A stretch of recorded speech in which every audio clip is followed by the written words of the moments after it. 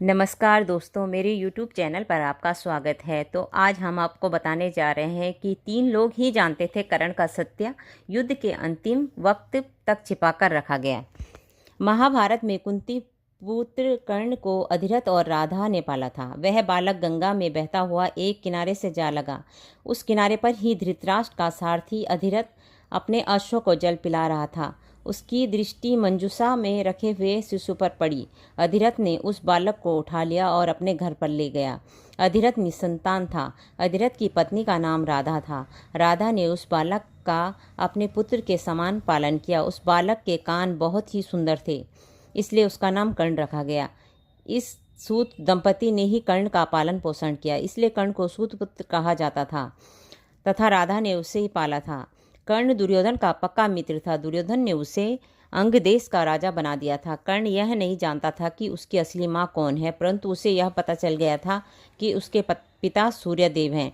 बहुत समय तक कर्ण और दुर्योधन साथ रहे, परंतु भीष्म पितामह ने यह कभी नहीं बताया कि तुम कुंती के पुत्र हो और पांडव के भाई हो। भीष्म जानते थे कि कर्ण पांडव का ही भाई है, लेकिन उन्होंने यह बात कौरव पक्ष से छिपा कर रखी।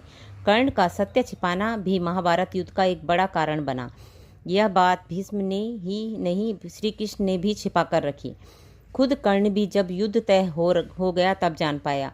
कुंती भी राजमहल में कौरवों के बीच ही बहुत समय तक रही और बाद में वह महात्मा विदुर के यहाँ रहने लगी। कुंती भी यह जानती थी कि कर्ण मेरा पुत्र है और उसका एवं कर्ण का कई बार सामना हुआ, परंतु कुंती ने भी यह बात तब तक जाहिर नहीं की जब तक कि युद्ध तय नहीं हुआ।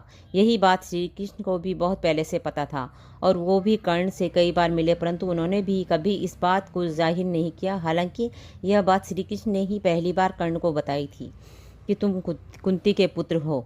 श्री कृष्ण यह बात तब बताई जबकि वे कौरव से पांडव की ओर से अंतिम बार शांति प्रस्ताव लेकर गए थे और वहां उन्होंने 5 गांवों की मांग की थी।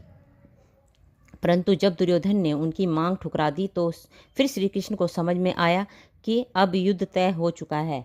ऐसे में उन्होंने महात्मा विदुर के यहाँ रुकने के दौरान कर्ण को बुलाया और वे दोनों एकांत में गए। वहाँ श्री कृष्ण ने कर्ण को यह राज बता दिया कि तुम्हारी माता कुंती है और पांडव तुम्हारे भाई हैं। यह जानकर कर्ण को बहुत धक्का लगा और उन्होंने श्री कृष्ण से वचन लिया कि आप यह बात पांडव को नहीं बताएंगे।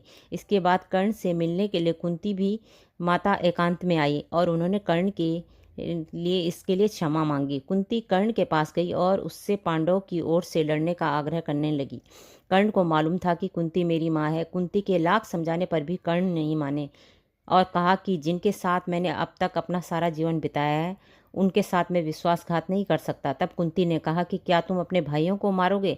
इस पर कर्ण ने बड़ी दुविधा की स्थिति में वचन दिया, माते तुम जानती हो कि कर्ण यह याचक बनकर आया है, कोई भी खाली हाथ नहीं जाता। अतः मैं तुम्हें वचन देता हूँ कि अर्जुन को छोड़कर मैं अन्य भाइयों पर शस्त्र नहीं उठाऊंगा। जब कर्ण का वध हो गया उसके दाह संस्कार के समय ही दुर्योधन को यह बात पता चली कि कर्ण कुंती का पुत्र था।